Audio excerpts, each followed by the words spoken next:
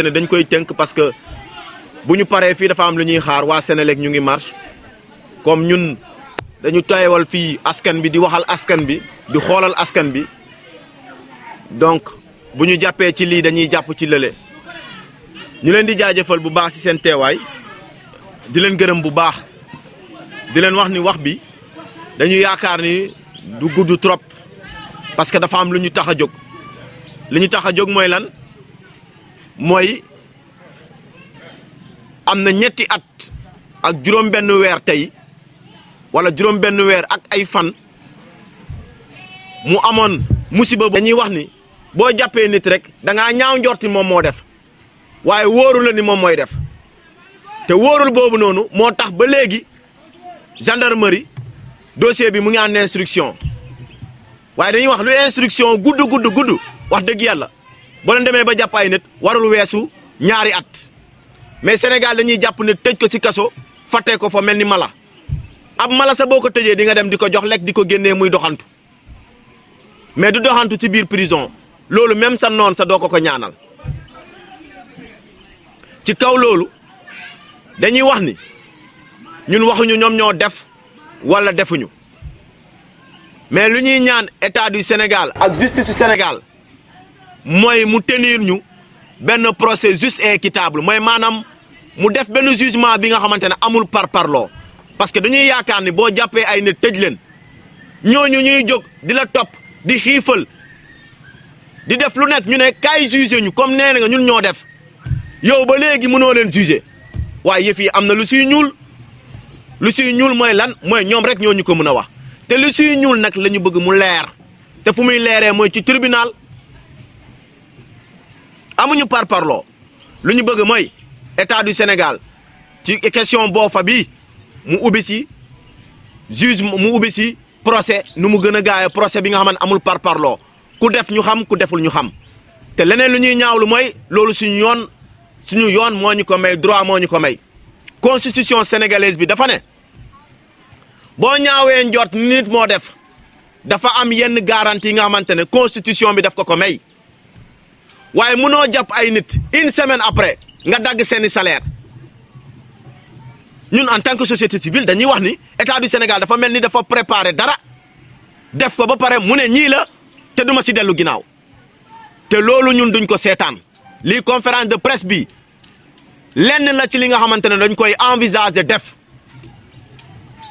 parce que dañoo yaakaar ni ci yoonu dëkk ci dëkku yoon la ñu nekk dëkk bi nga xamante ne dafa am justice dëkk bi nga xamante ne dafa am ay liberté dëkk bi nga xamante ne dafa am li ñuy tuddee la présomption d'innocence mooy maanaam dañoo ñaawu njort ni ñii ñoo def waaye ku ñaaw njort ni mi kii moo def waroo ko mën a tuumal mais lu ñu def ni tuumal la dafa mel ni lu ñu préparé la te loolu ñun li ñuy wax ni mooy ku def ak ku deful xamuñu ko mais li ñu bëgg mooy ñi ñu tëj ñii ñu defale leen procès beneen bi mooy muy René Capain Bassène muy Omar Ampuy Bodian nañ leen delloo seeni salaire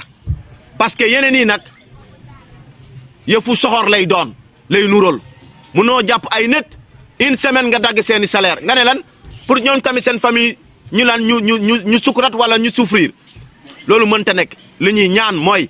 René Capain Bassène Omar Ampuy Bodian ak keneen ku mu munta doon ñan ñu leen delloo seeni salaire nu mu gën a gaawee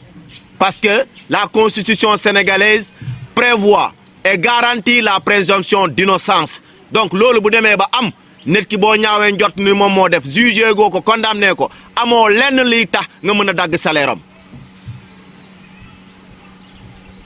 donc la société civile bi mu ngi laaj benn procès juste et équitable beneen bi mooy ñi ngeen tëj ñii am nañu ay droit na nga leen bàyyi ci seeni droit li amoon nag dëgg nañ ko dañoo wax ni indil nañ ñu ni ils ont été torturés waaye loolu Sénégal moom mu ngi bëgg doon wëy am na wala amul ñu ko def bu fekkee da ngeen ko def vous n'avez pas waru leen am la conscience tranquille parce que kuy jàkkaarloo nit bi nga xamante ne yaakaaroo ne wala ngaa ñaaw njot ni moom moo def wala deful am na yenn yi nga waroo ko mën a teg même koo jugé sa ba condamné ko torture c'est un crime contre l'humanité bu fekkee am na ñu ngi koy ñaawlu beneen bi mooy luñ leen wax la rek daloo leen sareeru jàmbur yi parce que aj salaire u jàmbur yi sàcc lay nuróol te ku jàpp salaire u jàmbur te condamné ko sàcc nga ñun ñoo ko wax ay sàcc ngeen. deuxième point bi mooy kooku leneen la ci ay liggéeykat ay waay suñu papa Robert Sagna suñu maam ah yow dossier bi de au banc des accusés yow la ñaari dossier ñeneen ñi saara lañu ñun dox nañoo dox di wut ay rendez-vous ak yow am benn rendez-vous mais yeneen yi saa su nekk buñ la bëggee gis suñ la wooyee nga ne yaa ngi Dakar soo ñibbisee doo ñu def signe léegi ñun dem nañ ba taay sësaguñu nag mais taay nañ mooy duñ la topp ci li nga xamante ne justice dafa la cee daan ci kayitu ñu gis ñun nga ne doo fay ba léegi fayoo yow noo def yow monsieur Robert ak les 24 travailleurs yi nga xamante ne ñoom ñoo nekkoon Saara ñi nga xamante ne nee nañu procès bi génn na depuis 2012 daan nañ la justice daan na la ne nga fay leen ñaari fukki millions ak ñeent ay père de famille ñi nga xamante ne loolu rek la ñu am pour dund nga téye seen xaalis boobu ba léegi ci lu ñu wax te mënoo leen ko jox ay waay dellool xaalis jàmbur yi 2012 ba 2021 nit ki nag bu fekkee ku nekk loo ëppalee nit nga won ko day doy waar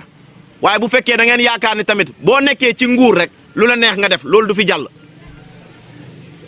fi jàll donc li ñu lay laaj mooy nga delloo xaalis jàmbur yi nga fay leen seeni xaalis ñun nag sànnu nañu waaye taayaguñu pour wax la na nga delloo xaalis si jàmbur te bii mooy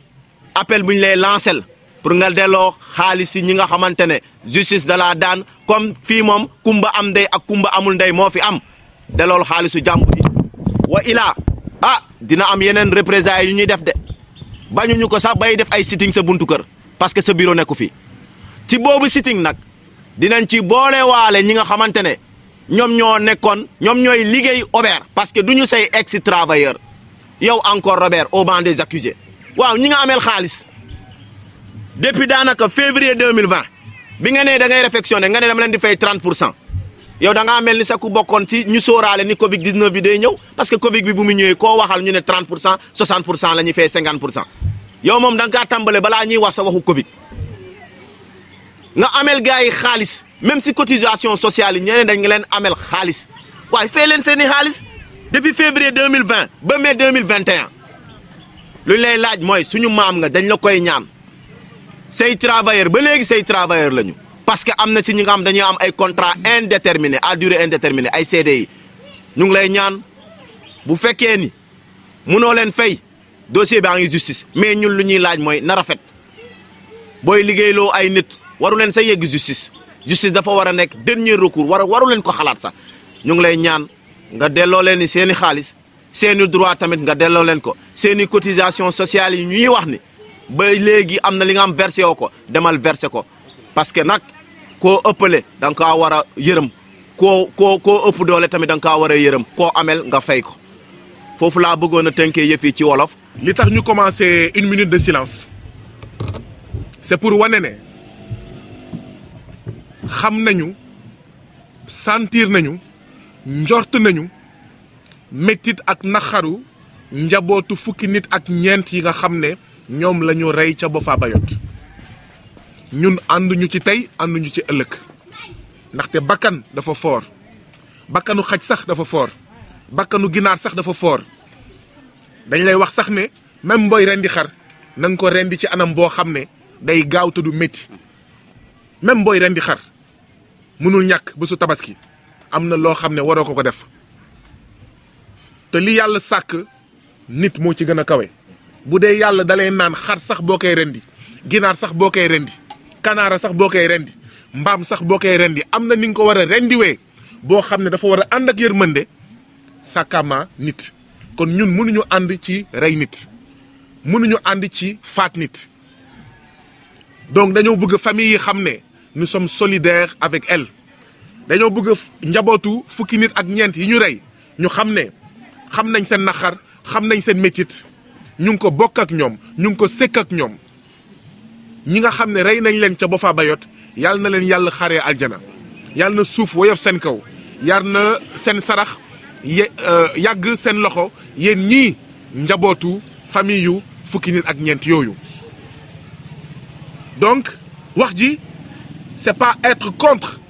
les familles des 14 victimes, d'accord, contre ñi nga xam ne ñoo nekk ci kaso bi déedéet wax ji ak conférence bi ce n'est pas un combat entre les familles de ñi nga xam ne ñoo nekk ci kaso bi, un combat contre les familles des victimes déedéet. Nous voulons la justice pour ñëpp, dañoo bëgg a dëgg pour ñëpp, dañoo bëgg mbir mi leer pour ñëpp, dañoo bëgg justice pour ñëpp. li xew ba fa Bayot ba ñu faat fa ay nit injustice la, du dëgg du yoon. Ah ndaxte kat bu ñu faatoon sama mbokk du ma kontaan, donc du ñu faat mbokk jàmbur may kontaan déedéet. ñooñu nañ leen ñaanal suuf woyof seen kaw, yàlla xare leen àjjana. waaw nañu wane cofeel ci seen njaboot yi am naxar boobu ak léegi, te naxar bi nar a continuer fekk xamuñu lan moo xew ak ñan ñoo ko def. waaye on ne règle pas une injustice en créant une autre injustice. damay fàttali ne loolu moo xew Palestine de. Régler une injustice pour les juifs yi Hitler faatoon ci beneen injustice mooy jël suufu palestiniens yi. injustice bu amee nañ ko régler, waaye bul ko régler ci injustice. dafa mel ni nag loolu moo am ci dossier bii. dëgg la bëgg nañ xam li xew, bëgg nañ sanctionner ñi nga xam ne ñoom ñoo ko def, waaye kenn du ko def ci kaw jël nit tëj ko ne ko ràpp ca kaso boobu ak léegi munoo leen àtte. 2019 juillet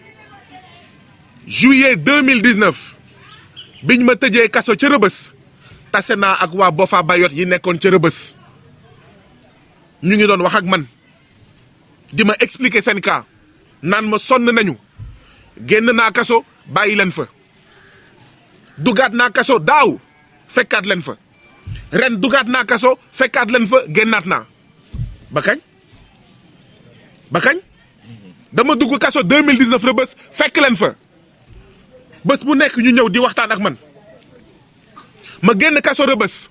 daaw ma dugaat kaso fekkaat leen fa, ma génnaat kaso bàyyi leen fa, ren ma dugaat kaso fekkaat leen fa, ren ma génnaat kaso fekkaat leen fa. ba kañ te kenn attewu leen. ñu ne loolu dëgg la. dama ne même les familles des victimes, des 14 victimes, lii waruñu ko seetaan, ndaxte lii lu muy tekki mooy ñun ñëpp mun nañ ñu def la même chose. jàppuñu tëj ñu kenn duñu atte. ba kañ dama ne même bu fekkee yaa def dañ la war a atte, nga xam sa dossier bi fu mu féete, nga xam liñ lay daan. sakama yow pour l'instant li yoon wax mooy tu es présumé innocent, maanaam njort ñu ne yaa def de, dañoo njort ne dañ la tëj waaye dafoo de. loolu mooy présomption d'innocence. ku ñu jàpp même bu ñu la jàppee loxo sa poche fekk la fii ngay tux yamba, ngay jaay drogue, ñu jàpp la fekk àtte wuñ la, tu es présumé innocent. sakama ñooñu kenn jàpp leen en flagrant délit. dama ne buñ la jàppee flagrant délit sax tu es présumé innocent ba keroog ñu lay àtte. donc luy ndeyu ñu jàpp la ak kaso nu mu méttee ñu ne kenn du la àtte. ba kañ loolu duñ ko nangu tey, duñ ko nangu ëllëg. loolu injustice la. yàkkamti nañ nag procès am, yàkkamti nañ nag ñu àtte leen, ngir ñoom ñu xam, ngir ñoom ñu wax, waaye ngir famille yi itam xam, ngir 14 victimes yi itam fu ñu tëdd ñu tàlli. donc li ñuy laaj c'est pas pour les prisonniers contre les familles, c'est pour les prisonniers, c'est pour les familles. Nous ne sommes pas contre les familles de victimes pour les prisonniers. Nous ne sommes pas pour les familles des victimes contre les prisonniers. Nous sommes pour les familles des victimes, nous sommes pour les prisonniers. ndaxte ku ci nekk da nga am ak yelleef, te sa ak yelleef boobu foog ñu respecté ko. nañ leen àtte. Sénégal dafa yomb ñu tëj la. buñ la tëjee benn at, ñaari at, ñetti at, mun nga fa def juróomi at, kenn du la àtte. dama ne lii buñ ko waxulee, buñ si jógulee, ñun ñëpp mun nañu dal. sàcckatu ginaar yi, sàcckatu xaw ma netetu, dank netetu, ñu jàpp la ñaari at, ñetti at, kenn du la àtte. ba kañ te sàcckatu milliards yi nekk fii kenn du leen jàpp ñuy dox. nañu leen atte tey lu ñu wax mooy nañ leen atte nañ leen atte nañ leen juger nañ leen juger loolu la ñu wax nañ leen juger ngir famille yi xam nañ leen juger ngir ñi dee fi ñu tëdd ñu tàlli nañ leen juger pour ñi nga xam ne defuñu dara ñu génn nañ leen juger bu dee am na ci ñoom ñu def ñu xam ne tëj nañ leen 1 an tëj nañ leen 2 ans tëj nañ leen 3 ans suñu mbokk Assane Diouf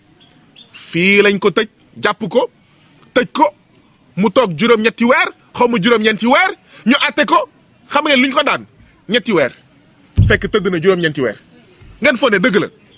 bu ñu moytuwulee même bu fekkee dama ne même bu fekkee parce qu'ils sont encore présumés innocents même bu fekkee am na ci 24 yi des kenn ku def bu ñu moytuwulee xam ngeen lan moo nar a am ñu ne war nga tëdd 5 ans wala 10 ans fekk ne tëdd nga 20 ans loolu yoon la loolu dëgg la lii moo am Sénégal lii la ñuy bañal Sénégal te loolu mën na dal sax les membres des familles des 14 victimes ndaxte dund ba dee te doo tooñ jafe na man maa ngi nii bés bu nekk ñu yóbbu ma kaso dund ba dee te doo dem hôpital te doo feebar te doo dem kaso jafe na de te doo dem police ak gendarmerie jafe na de donc ñun ñëpp war nañ xeex ngir police ak gendarmerie ñu doxee yoon ngir yoon tëddee njaaxaanaay lii la ñuy wax nañ leen juger pour famille yi nañ leen juger pour victimes yi nañ leen juger pour ñoom nañ leen juger pour famille des prisonniers dëkk boo xam ne dañuy gracier ay trafiquants de faux médicaments dañuy gracier ay ñoo xam ne dañ leen condamné ñu génnaat rek faat ay nit gracier wala bàyyi mais attends Bougazelli ñaata weer la def kaso ñaata weer la def kaso génn na liberté provisoire on dirait que liberté définitive te moom dañ ko jàpp loxo sa poche donc nañu bàyyi kumba am ndey ak kumba amul ndey bi Casamance nag bëri na lu ñu fiy def loo xam ne dafa mel ni lu ñu war a def Sénégal yëpp Casamance lañ koy expérimenté loolu waruñu ko nangu nous sommes des Sénégalais à part entière et non des Sénégalais entièrement à part donc lii kon moo ñu fi indi et duñu nangu également une double peine nit ki da nga ko jàpp tëj ko déjà métti na jàpp ko tëj ko métti na ñu naan déet muy une peine atteeguñ ko deuxième peine ñu dagg sa salaire c'est pas normal c'est une double peine donc Bodian ak Capra nañ leen delloo seen salaire pour ñoom ak pour seen njaboot 2 peines 2 condamnations te atteeguñ la tëj nañ la attewuñ la xamoo kañ lañ lay atte ba pare ñu dagg sa salaire du dëgg du yoon État du Sénégal c'est un État injuste sur ce dossier-là État du Sénégal est un État voyou fi may daanelee mooy l'État du Sénégal a signé des conventions internationales contre la torture bu dee torture am na l'État du Sénégal d'accord dafa jalgati yoon torture kenn du ko def nit kenn du ko toroxal donc tëj ba pare nga koy toroxal loolu mooy torture or torture dañ ko dàq torture dañ ko sip yoon moo ko dàq yoon moo ko sip et donc bu dee dañ leen torturer dinañ topp État du Sénégal bu dee amoon na dakk na jeex ci prisonniers yi na jeex ci képp kuy doomu Sénégal du ñu nangu nag ñuy sacrifier les 24 détenus sur l'autel d'une situation de ni guerre ni paix kenn xamul ndax yàpp la kenn xamul ndax jën la bëgg nañ jàmm Casamance waaye du ñu nangu nag ngeen sacrifier les 24 là d'accord sur l'autel d'une recherche de la paix bu ñu bëggee jàmm nañu joxal yoon justice et paix justice et paix justice tamit mooy mais bu leen toroxal bu leen def naka su dul noonu avec les 25 avec les 24 avec les familles des 24 loolu moo nekkoon kon pour dossier bi ñuy woowee dossier Boffa Bayotte nañ leen juger nañ leen delloo seen payoor nañ leen juger pour les victimes nañ leen juger pour les familles des victimes nañ leen juger pour les 24 prisonniers les 25 sax laay wax nañ leen juger pour les familles des 25 prisonniers même suñu papa ak suñu maam bi nga xam ne génn na àddina te mu bokkoon ci 25 yi ñun famille yi dañoo soxla ñu xam ndax liñ ko doon tuumal am na ou pas ngir moom fi mu tëdd mu mën a tàlli. suñu tonton suñu nijaay suñu pap suñu maam Robert Sagna moom la ñuy waxal tey muy ñaareelu dossier bi moom la ñuy waxal tey ràññee nañ suñu nijaay suñu pap suñu maam suñu tonton Robert Sagna ci processus de paix bi en Casamance ràññee nañ ko bu baax a baax ci nit yi nga xam ne mu ngi dugg bu baax a baax ci lii indi jàmm ci Casamance mais papa Robert Sagna mais béy ci sa wewu tànk béy ci sa wewu tànk quand tu cultives tu commences par tes orteils or sa wewu tànk papa Robert Sagna c'est Sara ak hôtel Aubert maanaam intelligence faculté énergie bi ngay déployer yow papa Robert Sagna ngir Casamance jàmm dellu si mais on vous demande mais courtoisement poliment respectueusement nga déployer la même énergie ngir jàmm am dans les familles des travailleurs de Sara dans les familles des travailleurs de l'hôtel Aubert mën nga ko na nga ko def ñu ngi la koy ñaan te dinañ la contacter dinañ ñëw ci yow pour xam lan mooy problème bi lan mooy jafe-jafe bi boo buggee indi jàmm ci Casamance yëpp mais hôtel Aubert moo gën a tuuti Casamance dossier Sara moo gën a tuuti Casamance donc bu dee da ngay digle càngaay papa Robert pour Casamance yëpp na nga sangu ci dossier Sara na nga sangu ci dossier Aubert ñu xool comment faire ndaxte dama jàpp ne ku nekk ci sa dëkk da nga war a fexe ba encourager les bonnes pratiques les meilleures pratiques bu ku ko nekk defee ci dëkkam Sénégal jëm kanam ku nekk fi nga nekk moo xam yaa ngi dëkk Kédougou Tambacounda Kolda Matam Kaolack Ziguinchor Sédhiou et cetera ku nekk ci sa dëkk da nga war a fexe ba ngay doxalin bu mucc ayib donc nañu fay waa Sara seen 24 millions nañu xool ndax liggéeykatu Aubert amal nañ leen 108 millions bu ñu leen amalee 108 millions compte non tenu des cotisations sociales nañ leen ko fay ñun loolu la ñu wax mais au moins nañu waxtaan nañu toog ci table de négociation ngir jàmm am lii kon mooy suñu taxawaay lii moo ñu fi indi waa Sara nañ leen fay seen 24 millions waa Aubert nañu xool nu ñuy def ak ñoom bu dee dañ leen di licencier nga licencier leen totalement nga libérer leen nga fay leen li nga leen amel ba mu mat sëkk ñu dem uti feneen mais lii mënatul continuer ñaaw na ci Casamance sa mbokk nag ñëpp laay waxal papa Robert Sagna ak kudul papa Robert Sagna yéen ñëpp fi toog laay waxal yéen ñëpp ñuy seetaan ak déglu laay waxal sa mbokk da nga koy bëgg sa mbokk da nga koy jàppale waaye naka ngay jàppale sa mbokk mooy wax ko dëgg naka ngay jàppale sa mbokk du bu tooñee nga ne pat naka ngay jàppale sa mbokk du bu ñu waxee dara ci ñoom nga daw nga waaf nga nëbatu déedéet sa mbokk da nga koy jàppale mu neex mbaa bu naqari bu amee dëgg nga xeex ak moom ba mu saf sàpp ngir ñu bañ ko noot waaye bu juumee wala bu amulee dëgg nga ne ko sama mbokk da yaa tooñ ñun taxawaay boobu la ñu nekk Robert Sagna suñu mbokk la dañ koy wax dëgg waa Sara suñuy mbokk lañu dañ leen di wax dëgg waa xawma Aubert suñuy mbokk lañu dañ leen di wax dëgg dëgg mooy nañu bàyyi di toroxal liggéeykat